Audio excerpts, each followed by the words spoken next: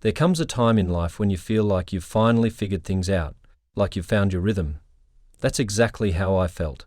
I had learnt to juggle a physically demanding warehouse job, stretch every cent to survive, and manage the crushing loneliness of lockdown.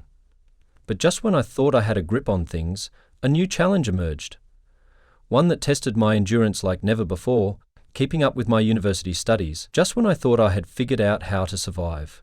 Juggling a warehouse job, budgeting every cent, and dealing with the isolation of lockdown, another battle was waiting for me, keeping up with university studies. Online learning was nothing like I had expected. Lectures felt disconnected, assignments piled up faster than I could handle, and without a proper study environment, focusing became a daily struggle. It felt like no matter how much effort I put in, there was always more to do, and less time to do it. But the real pressure? My scholarship. Losing it wasn't an option. It was one of the few things keeping me financially stable. But between working exhausting shifts, coming home late, and barely getting a few hours of sleep, my grades started slipping. Each time I tried to catch up, something else would fall behind. It felt like an endless cycle of stress. During exam season, things got even tougher. Finding time to study became a battle of its own. Most nights, I stayed in the library until 11 p.m., hoping the quiet would help me focus. But by then, I was so mentally drained that I struggled to solve even the simplest questions.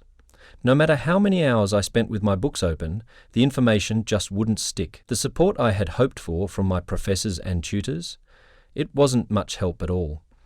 Their guidance was vague, and it often felt like I was left to figure everything out on my own. The only real help came from a small group of international students I had met.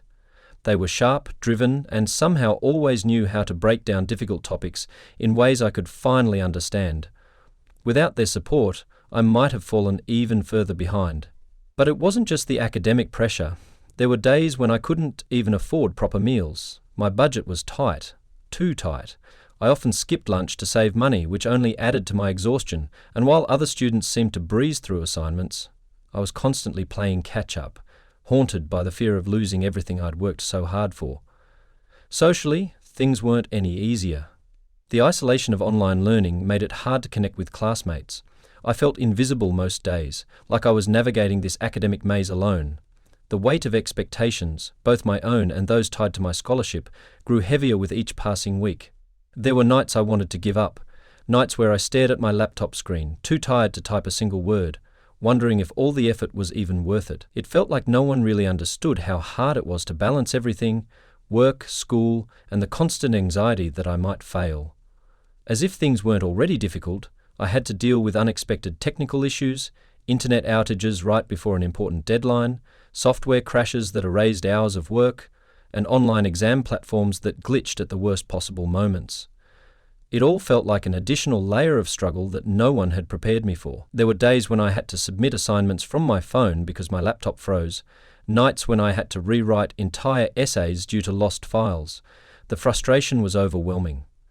At times I wondered if university was even worth it. Was the stress, the exhaustion, the constant fear of failure really leading me to a better future? Or was I just setting myself up for a cycle of endless struggle? My peers seemed to be handling things so much better, and I often questioned why I was finding it so hard. On top of everything, maintaining relationships became nearly impossible. Friends who didn't understand my workload thought I was ignoring them. Family members kept asking why I didn't visit more often, unaware that I was barely keeping my head above water. I missed birthdays, get-togethers, and simple hangouts, all in the name of trying to stay on top of my studies. And yet, despite it all, I couldn't let myself quit. There were small victories along the way, an assignment I managed to submit on time, a difficult concept I finally grasped after weeks of struggle, a kind word from a fellow student who understood what I was going through. These tiny moments reminded me why I was pushing forward, even when everything seemed impossible. So how did I manage? Did I keep my scholarship, or did the pressure finally break me? Looking back, I realized that university wasn't just about academics. It was about resilience. It was about pushing forward even when I felt like I had nothing left. It was about learning to ask for help, to build support systems, and to trust myself, even when everything seemed stacked against me. I won't spoil the ending just yet, but what I will say is this. Sometimes the hardest battles are the ones that shape us the most, and no matter how tough things got, I found a way to keep moving forward, There are moments in life when you feel completely alone, trapped in your own struggle with no way out. And for me, one of those moments was during the lockdowns, when I almost failed a subject in university. I had always known studying in Australia would be difficult, but nothing could have prepared me for just how brutal it would get. University life was never easy, but without any physical contact with students or professors, it became an absolute nightmare. I was drowning. Gone were the days of walking into a lecture hall and sitting among other students, feeling the presence of people going through the same struggles. There were no study groups to join, no casual conversations before class where you could clear your doubts, and no motivation to push forward.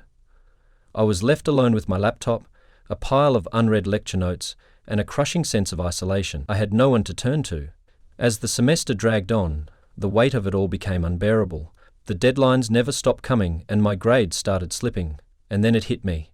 If I failed even one subject, it would cost me 6 more months of my life just to redo the test. 6 more months of stress, exhaustion, and uncertainty. And on top of that, the university fees skyrocketed in 2020 due to the COVID-19 pandemic, nearly $2,000 extra per semester. I could barely afford my tuition as it was. Every single dollar counted. My scholarship was the only thing keeping me afloat, and if I failed, I knew I would be in serious trouble. The worst part? The pressure from my family. I could already imagine the disappointment in their voices. The endless questions. Why aren't you trying harder? What went wrong? Do you realize how much money we've spent on you? They wouldn't understand that I was trying, that I was already giving everything I had and it still wasn't enough. Every night I lay awake in my tiny rented room, staring at the ceiling, terrified of my results. I convinced myself that I had failed. I felt like I had let everyone down, my family, myself, and everyone who believed in me. And then the results came out. I hesitated before opening them. My heart racing so fast I thought it would burst. My hands were shaking. I didn't want to see the number. I didn't want confirmation of my worst fears. But somehow, miraculously, I had just passed. 51% wham. I couldn't believe it. I sat there, staring at the screen, feeling a strange mix of relief and exhaustion. I wasn't proud of that grade, but at that moment I didn't care. I had barely made it through by the skin of my teeth. And honestly, God bless that professor who gave me credit for simply writing something down on an answer I had never even seen before. That tiny act of mercy saved me from another 6 months of misery. But even though I had passed, the experience left me shaken. It was a wake-up call, a brutal reminder of just how tough and unforgiving university life in Australia can be. And if I'm being completely honest, I wouldn't recommend it to anyone. People romanticize studying in Australia. They see the Instagram posts, the city lights, the amazing opportunities. But no one talks about the mental toll it takes on you, the isolation, the financial pressure, the constant struggle to stay afloat, the endless sacrifices you have to make just to survive. If you're ever thinking of coming here to study, be warned. It's not just about academics, it's about survival. The system doesn't care about you. Professors won't go out of their way to help you. The cost of living is ridiculously high, and if you don't have a strong support system, you'll quickly find yourself drowning in stress, self-doubt, and exhaustion. But I knew I couldn't let myself go through that kind of stress again. I had to find a way to cope. I developed a strict study schedule, mapping out every free hour I had to make sure I could dedicate enough time to my coursework. I relied on study groups more than ever, and those late-night library sessions with my international friends became my saving grace. I started using every spare minute wisely, reviewing notes on my lunch break, listening to recorded lectures while commuting, even practicing exam questions during downtime at work. I also had to take care of myself. No more skipping meals just to save money. I forced myself to eat, even if it was just a cheap but nutritious meal. I allowed myself small breaks to breathe, to recharge, and to remind myself why I started this journey in the first place. And most importantly, I stopped comparing myself to others. I stopped looking at students who seemed to have it all figured out and wondering why I was struggling so much. My journey was different. My challenges were different, and I had to remind myself that I was doing the best I could with what I had. In the end, I learned that university wasn't just about academics. It was about resilience. It was about pushing forward even when you felt like you had nothing left. It was about surviving when everything felt impossible. And even though I made it through that semester, I wouldn't wish that experience on anyone. So if you're thinking of coming to Australia to study, think carefully. It's not as easy as they make it seem. It's tough, lonely, and incredibly expensive. And unless you're mentally prepared to fight through every challenge, you might find yourself wondering if it was all worth it, because at the end of the day, it's not just about getting a degree. It's about making it through without breaking, and trust me, that's the hardest part.